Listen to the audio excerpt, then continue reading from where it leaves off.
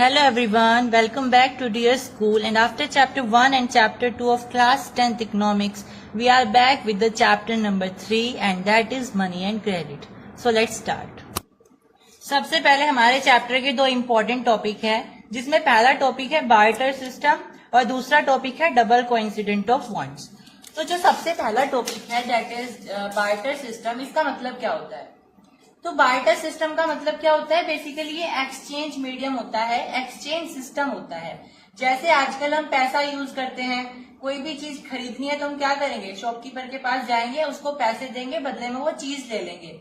लेकिन जब पहला समय हुआ करता था तब पैसे नहीं हुआ करते थे, तब लोग क्या करते थे? जो उनके पास सामान है उसको, जो सामने वाले बंदा है जिसके पास उसका जो सामान है जो उसे चाहिए वो देते थे और आपस में एक्सचेंज करके वो सामान ले लेते थे। फॉर एग्जाम्पल, कोई एक आदमी है जिसका नाम है ए और कोई एक आदमी है जिसका नाम है बी। अब यहाँ पे क्या होएगा? जो ए आदमी है उसके पास क्या है? व्हीट है, ठीक है, उसके पास क्या है? व्हीट है। और जो बी वाला आदमी है उसके पास शूज हैं। अब ए वाले आदमी को बी वाले आदमी से शूज चाहिए और उसके पास पैसे नहीं है, तो वो क्या करेगा? व्हीट लेकर के जाएगा, यानी कि गेहूं लेकर के जाएगा और उसको दे देगा बी वाले को, बदले में वो उसको शूज दे देगा। समझ में आई? तो यहाँ पे क्या हो रहा है? सामान से रिलेटेड उन्होंने एक्सचेंज किया, यानी यहाँ पे मनी का कोई भी सिस्टम इन्वॉल्व नहीं होता है, इसमें पैसे का इस्तेमाल नहीं होता है, केवल और केवल आप यहाँ पे सामान एक्सचेंज करते हो जो भी आपके पास होता है, ठीक है। अब डबल कोइंसिडेंट ऑफ वॉन्ट्स क्या है? Double coincident of wants barter system का ही एक फीचर होता है। इसका मतलब होता है, डबल कोइंसिडेंट ऑफ वॉन्ट्स का मतलब क्या होएगा कि आपके पास दो इंसान है और दोनों इंसान की इच्छाएं पूरी हो रही है, क्योंकि जो उन्हें सामान चाहिए था वो आपस में एक्सचेंज करके उस सामान की पूर्ति कर रहे हैं, है ना। जैसे यहाँ पे ए था, उसके पास व्हीट था, फिर बी है, बी के पास क्या था? शूज थे। अब हो सकता है ए वाले को शूज चाहिए हो लेकिन बी वाले को व्हीट चाहिए हो, तो ए वाला क्या करेगा? इसे व्हीट दे देगा, शूज ले लेगा, और बी वाले को तो व्हीट चाहिए ही, उसे यहाँ से मिल गई, तो यहाँ से इसका भी, इसकी जो इच्छा थी वो भी पूरी हो गई, और जहां से शूज इसे लेने थे ए वाले को वो भी हो गया। तो डबल कोइंसिडेंट ऑफ वॉन्ट क्या होता है? जब इस वाले इंसान को इस वाले इंसान से जो चाहिए, साथ में बी वाले इंसान को ए वाले इंसान से जो उसके पास अवेलेबल सामान है वो चाहिए, यानी कि दोनों की दोनों यहाँ पे इच्छाएं जो है कोइंसिडेंट हो जाती है, तो इसे बोलते हैं हम डबल कोइंसिडेंट ऑफ वॉन्ट्स। अब तो पैसा आ गया है, हम उसकी मदद से एक्सचेंज कर सकते हैं, लेकिन जब पैसा नहीं हुआ करता था तब लोग कैसे अपना सामान खरीदते थे? किस चीज को वो मीडियम मानते थे? जैसे आज हम पैसे को एक मीडियम मानते हैं, माध्यम मानते हैं, जिसको एक्सचेंज करके हम कोई भी चीज खरीद सकते हैं। लेकिन जब पैसे नहीं हुआ करते थे, आज की तरह मनी नहीं हुआ करती थी, तब क्या हुआ करता था? मतलब किस चीज को अपना मीडियम मानते थे एक्सचेंज करने के लिए? तो पहले की एजेस में, पहले समय में इंडियंस क्या करते थे? ग्रेन्स का यूज करते थे। जैसे मैंने आपको बताया व्हीट, ऐसे बहुत सारे ग्रेन्स का वो यूज करते थे, अलग अलग ग्रेन्स का। साथ में वो कैटल्स का यूज भी करते थे, गाय हो गई, भैंस हो गई, बकरी हो गई, इस तरीके से वो कैटल्स का यूज करते थे मनी की तरह। मनी की तरह मतलब जैसे हम आजकल मनी को कैसे यूज करते हैं? एक माध्यम की तरह यूज करते हैं एक्सचेंज करने के लिए। उसी तरीके से वो लोग क्या करते थे? यहाँ पे उसको एक मीडियम की तरह यूज करते थे अपने सामान को एक्सचेंज करने के लिए, खरीदने के लिए एक तरीके से। Thereafter came the use of metallic coins. अब जैसे जैसे समय आगे बढ़ता गया उसके बाद क्या आने लगे? सिक्के आने लगे मेटल के। और अकबर सबसे पहले राजा थे जिन्होंने गोल्ड के सिक्के जारी किए थे, इशू किए थे, ठीक है। तो गोल्ड के सिक्के जारी करने वाले सबसे पहले शासक कौन थे? अकबर थे, ये ध्यान रखना है। Next, why transaction are made in money. अब आज के समय में क्या होता है? ट्रांजेक्शन यानी कि लेन देन कैसे होता है? पैसे से होता है। तो ऐसा क्यों है कि हम पैसे से लेन देन करते हैं? तो देखो, अगर हम डबल कोइंसिडेंट ऑफ वॉन्ट लगाएं या फिर बार्टर सिस्टम लगाएं तो उसमें प्रॉब्लम क्या आएगी कि हमें ये देखना पड़ेगा कि सामने वाला भी क्या वो सामान चाह रहा है जो हम चाह रहे हैं। मतलब हमें जो चाहिए वो तो चाहिए, लेकिन क्या सामने वाले को वो सामान चाहिए, क्या वो हमारे पास है? क्योंकि डबल कोइंसिडेंट ऑफ वॉन्ट तो लगता ही है। बार्टर सिस्टम कैसे होता है? जब यहाँ पे डबल कोइंसिडेंट ऑफ वॉन्ट्स लगता है। भाई डबल कोइंसिडेंट ऑफ वॉन्ट्स में क्या होता है कि जो हमें सामान चाहिए सामने वाले के पास वो होना चाहिए, लेकिन हम ऐसे थोड़ी ना उसको ले लेंगे। सामने वाले को भी तो हमसे कोई सामान चाहिए होगा, तो कहीं ना कहीं हमें जो सामान चाहिए वो सामने वाले के पास होना चाहिए, और सामने वाले को जो सामान चाहिए वो तो हमारे पास होना जरूरी है। लेकिन ऐसा हमेशा होता नहीं है कि जो सामने वाले को चाहिए वो हमारे पास ही हो, है ना। तो ऐसे में प्रॉब्लम आती थी कि हमें भी वो सामान रखना ही पड़ता था जो सामने वाले को चाहिए, अगर हमें कोई सामान चाहिए तो इसमें प्रॉब्लम आती थी। तो इसीलिए एक माध्यम बना दिया गया जिसको कहते हैं मनी, जिसका यूज करके सारा झंझट खत्म हो गया। तो कोई भी पर्सन जिसके पास पैसा है वो इजीली एक्सचेंज कर सकता है, कोई भी सामान खरीद सकता है, कोई भी सर्विस ले सकता है, कोई भी कमोडिटी ले सकता है, ठीक है, सामने से। तो अब वो प्रॉब्लम नहीं आएगी डबल क्वांटिटी ऑफ वांट्स की, कि आपको वो सामान फिक्स करना ही है, उसके पास होना चाहिए, मेरे पास होना चाहिए। वो झंझट खत्म हो गया। जस्ट आपको क्या करना है, पैसे लेकर के जाने हैं, सामने वाले को देने हैं, आपको सामान दे देगा, सर्विस दे देगा, ठीक है। तो वो झंझट खत्म हो गया कि पहले आपको बार्टर सिस्टम चलाना पड़ता था। तो समझ में आया ना कि मनी के आने से क्या फायदा हो गया। सोच रहे होंगे पहले तो बार्टर सिस्टम था वो अच्छा था या वो था, तो उसके कुछ डिसएडवांटेज थे। अगर आपको आते हैं लिखने के लिए तो आप ये सब लिख सकते हो जो मैंने अभी बताया। Next, since money acts as an intermediate in the exchange process, it is called medium of exchange. जैसा कि मैंने बताया आपको ऊपर भी कि मनी को हम कैसे यूज करते हैं, एक माध्यम की तरह यूज करते हैं कोई भी चीज एक्सचेंज करने के लिए। तो इसीलिए इसको क्या कहा जाता है, मीडियम ऑफ एक्सचेंज। ओके, अब देखिए, जो हमारे पास पैसा होता है, क्या उसके पास खुद की एक कीमत होती है? हम बोलेंगे यस, उसको 50 रुपए है तो उसकी 50 रुपए कीमत है, 100 रुपए है तो उसकी 100 रुपए कीमत है। लेकिन अगर असल मायने में देखा जाए, जो पहले सिक्के हुआ करते थे, सोने के हो गए, चांदी के हो गए, तांबे के हो गए, उनकी खुद की कीमत हुआ करती थी, है ना। भाई आजकल अगर आप इनको बेचोगे तो आपको बहुत सारे पैसे मिल जाएंगे, राइट। तो आजकल जो हमारे पास पैसे हैं जस्ट वो पेपर के पीसेज हैं, बट क्योंकि उन्होंने आरबीआई ने उस पर क्या किया है, उसको ऑथराइज कर दिया है कि भाई ये जो है पैसे हैं और इनको आपको इसी अमाउंट में लेना है जिस अमाउंट में लिखे हुए हैं। अगर हमने 50 रुपए लिख दिए हैं तो आपको वो 50 रुपए में ही लेना है ना। तो आपको फिर वो उसके हिसाब से लेना पड़ता है। तो मॉडर्न जो करेंसी है हमारे पास, उसका खुद की कोई वैल्यू नहीं है, लेकिन फिर भी उसको हम सब मानते हैं एक एक्सचेंज मीडियम की तरह, क्योंकि वो सेंट्रल गवर्नमेंट के बिहाफ पर आरबीआई ने ऑथराइज कर रखी है। अब आरबीआई क्या है? आरबीआई की फुल फॉर्म होती है रिजर्व बैंक ऑफ इंडिया। ये क्या करती है, करेंसी को इशू करती है, लॉन्च करती है, या इशू करती है, जारी करती है सेंट्रल गवर्नमेंट के बिहाफ पर। और इंडियन लॉ के हिसाब से कोई भी जो इंसान है भारत का, कोई भी नागरिक अपने हिसाब से कोई भी करेंसी बना करके उसे यूज नहीं कर सकता है। उसे वही करेंसी यूज करनी पड़ेगी जो भारत सरकार ने आरबीआई के द्वारा इशू करवाई है। वो खुद से कोई भी करेंसी बना करके आपस में यूज नहीं कर सकता है, ठीक है। तो यहाँ पे लिखा हुआ है। अब आरबीआई में जो करंट गवर्नर है वो कौन है? शक्तिकांत दास। ये आपको ध्यान रखना है। आरबीआई के बारे में थोड़ा सा और बता देते हैं। ये एक तरीके से इसके और भी फंक्शंस होते हैं, हालांकि वो आगे पढ़ेंगे। ये बैंक को भी देखता है कि क्या बैंक अच्छे से काम कर रहे हैं। बैंक का एक तरीके से वॉच डॉग होता है।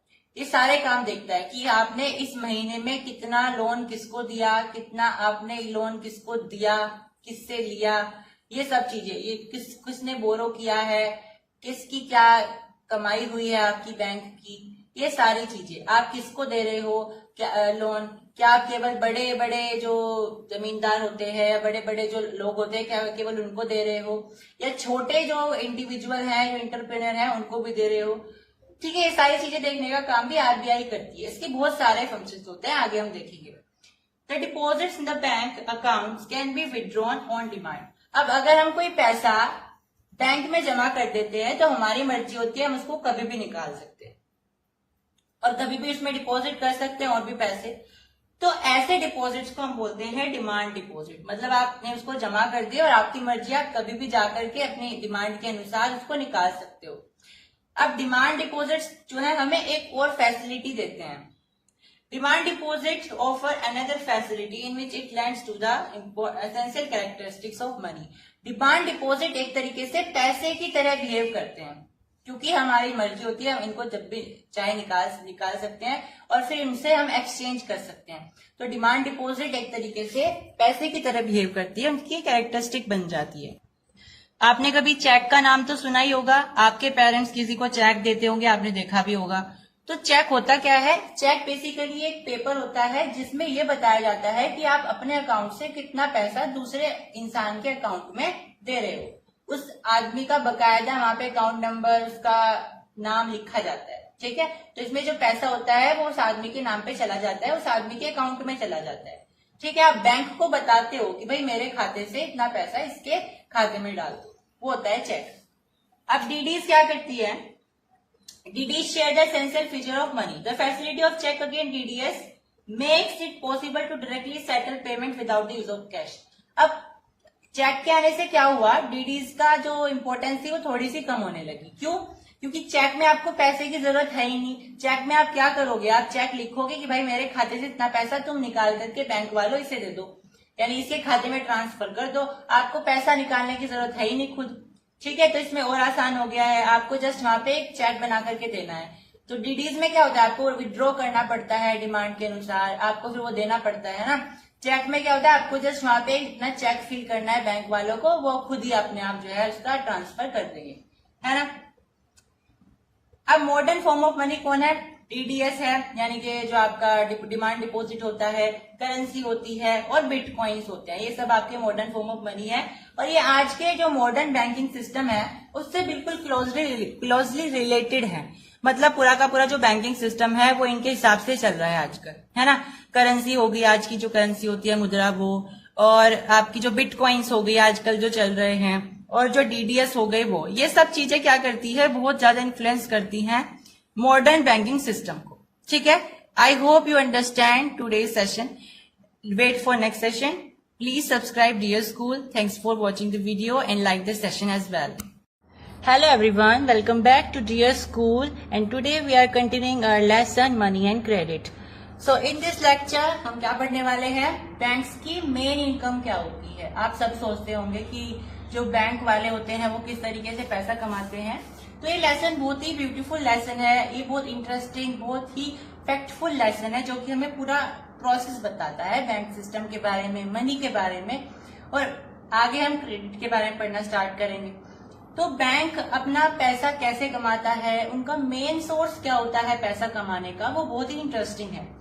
चलिए इसको समझते हैं। मान लीजिए कोई ए आदमी है और उसने क्या किया है? बैंक को अपना पैसा डिपॉजिट कर दिया है, ये बैंक है, ठीक है। अब बैंक क्या करता है? लोन भी देता है, हम सब जानते हैं। तो बैंक क्या करेगा? एक आदमी आया बी, वो उससे लोन मांग रहा है, तो जो पैसा ए ने उसको दिया था उसमें से वो कुछ अमाउंट रख लेता है और बाकी की अमाउंट क्या कर देगा? बी को दे देगा एज अ लोन। वो रख क्यों रहा है पैसे को? क्योंकि बाय चांस ए वाला आदमी है वो अगले दिन आ गया, उसने अपने पैसे मांगना स्टार्ट कर दिए, तो वो क्या दिखाएगा बैंक उसको? तो वो कुछ अमाउंट वहां पे रख लेता है और लोन के लिए फिर कुछ अमाउंट उनको दे देता है। अब जब वो लोन ले रहे हैं तो इंटरेस्ट रेट भी लगेगा, उस पर इंटरेस्ट भी लगेगा। तो जो इंटरेस्ट से पैसा आएगा वो ही किसकी कमाई होती है? बैंक की, क्योंकि इन पे तो वो क्या करेंगे? इन पे हालांकि वो थोड़ा बहुत अमाउंट ऐड कर देते हैं, लेकिन मेन क्या होता है? जब वो लोन देते हैं तो ब्याज लगता है और वो ब्याज ही बैंक वालों की असली कमाई होती है। तो इस तरीके से बैंक वाले अपनी कमाई करते हैं। समझ में आई? तो यहीं पे ये लिखा हुआ है, यू कैन रीड। अब मनी तो हमने पढ़ लिया, मनी का क्या सिस्टम होता है, किस तरीके से मनी को हम सर्कुलेट करते हैं, है ना, ये सब चीजें बैंक कैसे उसको प्रोसेस करती है। लेकिन क्रेडिट क्या होता है? तो असल मायने में बताएं तो क्रेडिट लोन ही होता है। लोन क्या होता है भाई? हम लोन किसे बोलते हैं? refers to an agreement in which the lender supplies the borrower with money, goods or services in return for the promise of future payment. ये एक तरीके की एक एग्रीमेंट होती है, एक सुलह होती है जिसमें कोई लैंडर क्या होता है? जो पैसे देता है। कोई लैंडर बोरोवर मतलब जो पैसे ले रहा है, यानी कोई लैंडर बोरोवर को पैसे दे देता है, या पैसे नहीं, पैसे के अलावा वो कोई भी सर्विस भी दे सकता है, कोई भी गुड भी दे सकता है ना। तो जब वो गुड दे या सर्विस दे या मनी दे लैंडर बोरोवर को, और ये प्रॉमिस करे कि भाई तुम फ्यूचर में मुझे इसका जो पैसा है वो दे दोगे, ठीक है, उसे हम बोलते हैं credit. Is it clear to everyone? तो यहाँ पे हमने क्रेडिट क्या समझा? Credit is basically loan. इसका मतलब क्या होता है कि एग्रीमेंट होती है जिसमें लैंडर बोरोवर को पैसे देता है या सर्विस देता है या फिर कोई गुड देता है और प्रॉमिस करता है कि भाई तुम फ्यूचर में मेरे को इसका जो पैसा है वो रिटर्न कर दोगे। और ऐसा हमेशा होता नहीं है, इन ऑल द केसेस नहीं होता है, लेकिन मोस्टली केसेस में इस पे फिर ब्याज भी लगता है, वो उसको ब्याज के साथ फिर वो पैसा लौटाता है, ठीक है। इस तरीके से जो लैंडर है उसको भी बचत होती है, ठीक है। इस तरीके से अपना बिजनेस करते हैं। Is it clear? क्रेडिट तो हमने समझ लिया। अब क्रेडिट लेने के लिए यानी लोन लेने के लिए हमें क्या क्या जरूरी होता है, मतलब इसमें कौन कौन से ऐसे टर्म्स होते हैं जो हमें ध्यान रखने होते हैं जब हम लोन ले रहे होते हैं या फिर क्रेडिट ले रहे होते हैं। तो इसमें बहुत सारे टर्म्स आते हैं। पहला टर्म होता है इंटरेस्ट रेट। इंटरेस्ट रेट बोले या फिर हम बोल सकते हैं ब्याज, कॉमन भाषा में ब्याज, यानी कि जो प्रिंसिपल अमाउंट होती है उस पर जो एक्स्ट्रा अमाउंट लगती है उसे हम बोलते हैं इंटरेस्ट रेट। प्रिंसिपल अमाउंट मतलब मान लीजिए एक बंदे ने 50 लाख रुपए का लोन लिया है, तो उस पर जो लोन लगेगा, मान लीजिए उसने जो लोन लगा है वो 5 लाख रुपए का लग गया, सो जो इंटरेस्ट रेट लगा यानी ब्याज लगा वो 5 लाख रुपए का लगा, तो वो 5 लाख रुपए क्या है? इंटरेस्ट रेट है, ठीक है। जो प्रिंसिपल अमाउंट यानी कि जो उसने पैसा खरीदा यानी 50 लाख, उसके अलावा भी जो उसे एक्स्ट्रा देने पड़ेंगे वो होता है उसका ब्याज, मतलब इंटरेस्ट रेट। कोलेटरल यानी गिरवी रखना, हम कॉमन भाषा में क्या बोलते हैं? गिरवी रखना। तो कोलेटरल एक तरीके से गिरवी रखना होता है, कोई भी सामान हम रखते हैं, इसको हम आगे देखेंगे यहाँ पे। एंड डॉक्यूमेंटेशन रिक्वायरमेंट यानी कि आपको क्या कागजात चाहिए क्रेडिट लेने के लिए, वो सब चीजें। And mode of payment comprise what is forms of term of credit, ये सारे टर्म ऑफ क्रेडिट होते हैं। लेकिन ये बात ध्यान रखना, जनरली ये जो सारी चीजें होती है ये हमारे क्रेडिट के दो टाइप्स होते हैं। एक होता है फॉर्मल सोर्स ऑफ क्रेडिट, एक होता है इनफॉर्मल सोर्स ऑफ क्रेडिट, जिसको हम आगे देखेंगे। तो ये जो सारी चीजें हैं ये फॉर्मल में ज्यादा यूज होती है, इनफॉर्मल में कम यूज होती है। क्यों होती है कम, वो हम आगे देखेंगे, अभी इतना ध्यान रखिए। तो अब ये जो सारे हैं इनकी यहाँ पे डेफिनेशन लिखी है, इनमें से कुछ जो इंपॉर्टेंट है। Interest rate, borrower must pay to lender with the repayment of the principal amount, यानी प्रिंसिपल अमाउंट के साथ साथ जो उसे दोबारा से यानी एक्स्ट्रा जो उसे पे करना पड़ेगा लेंडर को, बोरोवर को जो लेंडर को एक्स्ट्रा अमाउंट पे करना पड़ेगा वो होता है हमारा interest rate. Is it clear? Let me repeat it. जब कोई बोरोवर लेंडर को प्रिंसिपल अमाउंट के साथ साथ एक्स्ट्रा अमाउंट भी पे करता है, वो एक्स्ट्रा अमाउंट क्या होती है? इंटरेस्ट रेट होता है, क्योंकि वो उस पर ब्याज लग जाता है, ठीक है। और क्यों लगता है भाई? वो लेंडर का सोर्स ऑफ इनकम हो गया, क्योंकि उसे क्या बचत आएगी? ऐसे तो पैसे एक्सचेंज करते रहो बस, ठीक है। और इससे यह भी होता है कि उसके पास इसे लौटाना ही है, क्योंकि जितना ज्यादा समय बढ़ता जाएगा इंटरेस्ट बढ़ता चला जाएगा, तो ऐसे फिर उसे जो जिसने पैसे लिए हैं उसके पास प्रेशर होता है कि मुझे जल्दी से जल्दी उसके पैसे वापस लौटाने हैं, नहीं तो ब्याज बढ़ता चला जाएगा, ठीक है। कोलेटरल क्या होता है? कोलेटरल को बेसिकली हम सिक्योरिटी अगेंस्ट लोन बोलते हैं, मतलब कि हमने जो लोन लिया है उसके अगेंस्ट हमने एक सिक्योरिटी रख दी है ना, यानी गिरवी रख देना कोई सामान। तो it is an asset that the borrower owns and uses this as a guarantee to lender until the loan is repaid. यानी हम जब कोई लोन लेते हैं तो हम वहां पे अपना कोई सामान रख देते हैं। मान लीजिए हमने अपने घर के कागजात रख दिए, अपने गाड़ी के कागज रख दिए या कोई भी चीज, तो वो एक तरीके से सबूत होता है कि हम जो अपना जो पैसा है उसे रिपे कर देंगे, इतना तुम इस सामान को हमारे पास अपने पास रखो, ठीक है। तो एक तरीके से उनके पास सिक्योरिटी हो जाती है लोन देने वालों के साथ कि वो भागेगा नहीं कहीं लोन लेकर के, क्योंकि उसका जो सामान है कोलेटरल है वो हमारे पास आ गया है, जो कि उसके लिए बड़ा कीमती है, ठीक है। अब एक बात और होती है कि जो कोलेटरल होता है वो हमेशा ज्यादा वैल्यूएबल होता है, यानी ज्यादा बड़ा होता है या मोर होता है देन द अमाउंट जो उसने लैंड करी है या उसने बोरो करी है, सॉरी, ठीक है।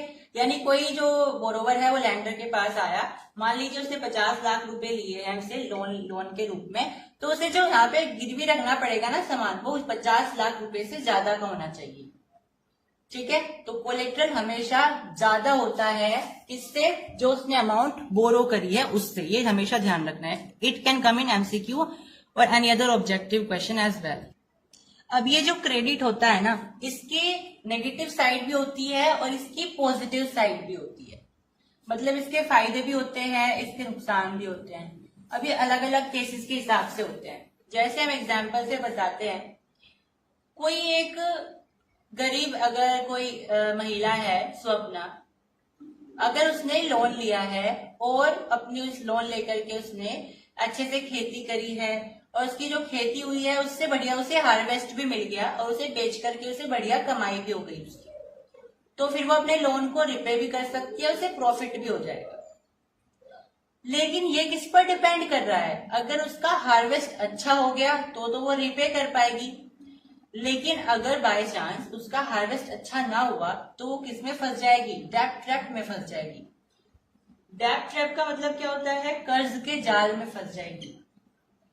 और हर साल हर दिन हम जो है अखबार में देखते हैं और हर साल रिपोर्ट निकल करके आती है कि इस साल इतने लोगों ने खुदकुशी कर ली क्योंकि वो कर्ज में डूबे हुए थे। और मेनली ये कहाँ से आती है खबरें, गांव के इलाकों से आती है, जो लोग खेती करते हैं। क्योंकि जब वो अपने लोन लेते हैं तो वो उनकी जो मेन कमाई होती है वो हार्वेस्ट पर डिपेंड करती है। और हार्वेस्ट को हम ऐसे प्रिडिक्ट नहीं कर सकते कि अच्छा ही होगा या बेकार ही होगा, क्योंकि वो डिपेंड करता है सीजन पर, मौसम पर। आजकल बारिश इतनी ज्यादा है कि लोगों के क्या हो गए, राइस भी खराब हो गए, है ना, डूब करके, वो मतलब खराब स्थितियां होती है। तो हम उनको पहले से ही प्रेडिक्ट नहीं कर सकते हैं कि होने क्या वाला है। तो ये ऐसी चीजें होती है जो हार्वेस्ट पर डिपेंड करती है। तो यहाँ पे पॉजिटिव साइड भी दिखाया गया क्रेडिट का और नेगेटिव साइड भी। पॉजिटिव क्या है कि भाई आप लोन ले रहे हो, अगर आपका जो हार्वेस्ट है वो बढ़िया हो जाता है तो आपके लिए तो क्रेडिट अच्छा है, क्योंकि आपने उससे अच्छा प्रॉफिट भी कमा लिया और फिर बाद में आपने लोन को रिपे भी कर दिया। लेकिन अगर आपका जो हार्वेस्ट है वो बेकार हो रहा है और आप उसे रिपे भी नहीं कर पाए क्रेडिट को, आपको प्रॉफिट तो दूर की बात, और आप ऊपर से कर्ज में फंस गए हो, तो वो तो आपके लिए नेगेटिव हो गया, है ना। तो ये दोनों साइड होती है इसकी। अब सेक्टर क्रेडिट की दो टाइप होते हैं, दो कैटेगरी होती है, फॉर्मल सेक्टर लोन और इनफॉर्मल सेक्टर लोन। बेसिकली इनमें डिफरेंस क्या होता है फॉर्मल सेक्टर में और इनफॉर्मल सेक्टर में। फॉर्मल में यानी कि जितना भी फॉर्मल प्रोसेस होते हैं, यानी जो बैंक होते हैं वो लोन देते हैं। अब जब वो लोन देंगे तो हर चीज देखते हैं, वो आपका डॉक्यूमेंटेशन भी देखेंगे, आपका कोलेटरल भी देखेंगे, इंटरेस्ट रेट लगाएंगे, है ना, ये सारी चीजें। लेकिन इनफॉर्मल में ऐसा कुछ नहीं होता है और ज्यादातर जो इलिटरेट लोग होते हैं वो इनफॉर्मल की तरफ इसीलिए भागते हैं। क्यों? क्योंकि उसमें ना तो कोई कागजात दिखाना होता है, ना ही कुछ ऐसी चीजें दिखानी होती है। तो वो देखते हैं कागज पत्री के चक्कर में पड़ने से अच्छा है इसमें चले जाओ, इसमें आपको जस्ट अपना लोन लेना है, चले जाना है, ठीक है। दूसरा डिफरेंस क्या होता है कि फॉर्मल सेक्टर में कम जो है इंटरेस्ट रेट लगता है इन कंपैरिजन टू इनफॉर्मल में। यानी ये बहुत ज्यादा ब्याज लगाते हैं इनफॉर्मल वाले, लेकिन फॉर्मल वाले बहुत कम ब्याज लगाते हैं, ठीक है। तीसरा, फॉर्मल जो सेक्टर होता है उसको आरबीआई बैलेंस करता है, यानी आरबीआई देखता है इसके अंदर क्या चल रहा है, किसको लोन दिया जा रहा है, कैसा दिया जा रहा है। लेकिन इनफॉर्मल में ऐसा कोई ऑर्गेनाइजेशन नहीं होता है जो कि इसको बैलेंस कर सके, इसको देख सके, इसको एक तरीके से मॉनिटर कर सके कि इस सेक्टर में कौन किसको लोन दे रहा है, कौन किसको नहीं दे रहा है। तो ऐसा कोई ऑर्गेनाइजेशन नहीं होता है इस इनफॉर्मल सेक्टर में। एग्जाम्पल देख सकते हो, फॉर्मल में बैंक हो गया, कोऑपरेटिव सोसाइटीज हो गई, ये सब। लेकिन इनफॉर्मल में क्या आ जाएगा, मनी लेंडर आ जाएंगे, है ना, ये सब चीजें। तो यहाँ पे वही लिखा है, आरबीआई क्या करता है, फॉर्मल सोर्स ऑफ लोन को बैलेंस करता है, उसको मॉनिटर करता है। लेकिन इनफॉर्मल सेक्टर में ऐसा कोई ऑर्गेनाइजेशन नहीं होता है। अब यहाँ पे एक क्वार्ट लिखी है, cheap and affordable credit is essential for country's development. कि सस्ता, cheap and affordable credit is essential for country's development. मतलब आप अगर कम ब्याज लगाओगे और अफोर्डेबल लोन दोगे तो वो कंट्री के विकास के लिए अच्छा है, क्योंकि उससे गरीब किसान, गरीब जो लोग होते हैं वो भी लोन लेकर के अपना कोई बिजनेस, अपना कोई काम कर सकते हैं और फिर वो उसको रिपे भी कर सकते हैं क्योंकि ब्याज कम लगेगा। तो अगर आप ऐसी चीजें करो, चीप क्रेडिट दो, अफोर्डेबल क्रेडिट दो, तो उससे डेवलपमेंट हो सकता है। और भी बहुत सारी चीजें होती है, जैसे आप ग्रामीण इलाकों में बैंक खुलवा सकते हो ज्यादा से ज्यादा, जिससे लोग इनफॉर्मल सेक्टर की तरफ जाने की बजाय बैंक वगैरह की तरफ जाएं और उनको इंटरेस्ट रेट कम मिले लोन के ऊपर। ऐसे बहुत सारी चीजें होती हैं, आपको पूछी जा सकती है तो क्या क्या स्टेप आप लोगे अगर आपको ऐसे जो डेब्ट ट्रैप्ट होते हैं या इनफॉर्मल सेक्टर होता है उसको अगर आपको कम करना है तो आप क्या करोगे। तो भाई फॉर्मल सेक्टर को आप और ज्यादा फ्लरिश करो, गांव के इलाकों तक पहुंचाओ, अवेयरनेस पहुंचाओ, है ना, उसके फायदे बताओ और इनफॉर्मल के नुकसान बताओ। इस तरीके से आप चीप और अफोर्डेबल क्रेडिट दे सकते हो और बैंक खुलवा सकते हो गांव के इलाकों में, कोऑपरेटिव सोसाइटीज खुलवा सकते हो। ये सारी चीजें होती है जो हम एक तरीके से कर सकते हैं अगर हमें रूरल इलाकों में या इनफॉर्मल सेक्टर के इलाकों में इनफॉर्मल सोर्स ऑफ क्रेडिट को कम करना है तो। ओके, नेक्स्ट अब हमारा टॉपिक है एसएचजी। एसएचजी की फुल फॉर्म होती है सेल्फ हेल्प ग्रुप। अब ये बहुत इंपॉर्टेंट होता है स्टूडेंट, ये आपके एग्जाम में पूछा जा सकता है, तो इसको ध्यान से समझेंगे। सबसे पहले समझते हैं एसएचजी क्या है, इसकी आने की जरूरत क्या पड़ी, इसको बनाने की जरूरत क्या पड़ी एक तरीके से। तो एसएचजी की फुल फॉर्म होती है सेल्फ हेल्प ग्रुप, यानी कि खुद की मदद करने वाला ग्रुप, है ना। तो ये गांव के इलाकों में होता है मेनली, और इसको जो औरतें होती हैं, हालांकि इसमें मैन भी होते हैं कुछ, लेकिन ज्यादातर इसमें मैक्सिमम औरतें होती हैं। ये क्या करती हैं, आस पड़ोस से बहुत सारे अपने लोगों को इकट्ठा करते हैं और मंडली बनाते हैं, ग्रुप बनाते हैं और बातचीत करते हैं कि हम एक दूसरे की मदद करेंगे, आपस में हम पैसा इकट्ठा करेंगे और जब भी किसी को चाहिए होगा वो आपस में जो हमने इकट्ठा किया है इसमें से ले लेगा और फिर बाद में रीपे कर देगा। तो इसमें हमें बैंक की जरूरत नहीं है, बैंक का फोर्स नहीं है और हमें इसमें इनफॉर्मल वालों का फोर्स नहीं होगा, प्रेशर नहीं होगा कि हमें अभी पे करना है या रीपे करना है। तो एक तरीके से अपने आप ग्रुप बना लेते हैं। ये जो ग्रुप होता है 15 से 20 मेंबर्स का होता है और हर एक आदमी 25 से 100 रुपए के बीच में इसमें अपनी सेविंग डालता है। अपने हिसाब से डाल सकता है, ज्यादा भी डाल सकता है, जैसा जिसकी एबिलिटी है डालने की पैसे। तो 25 से 100 रुपए तक वो सेव करते हैं और अगर वो लोग 1 या 2 साल तक रेगुलर उस एसएचजी ग्रुप में शामिल हैं तो वो जो ग्रुप है उसको बैंक क्या करता है, एलिजिबल मान लेता है, मतलब लायक मान लेता है कि ये जो ग्रुप है ये हमारे बैंक से लोन ले सकता है। क्या बताया मैंने, लेट मी रिपीट इट, कि अगर ये जो एसएचजी ग्रुप है ये 1 या 2 साल तक रेगुलर काम कर रहा है, रेगुलर अपने जो सेविंग कर रहा है, एक दूसरे की मदद कर रहे हैं, अगर ये रेगुलर 1 या 2 साल तक अपने आप चला रहे हैं ये, तो बैंक क्या करता है, इनको एलिजिबल मान लेता है कि ये हमारे बैंक से लोन ले सकते हैं। Is it clear?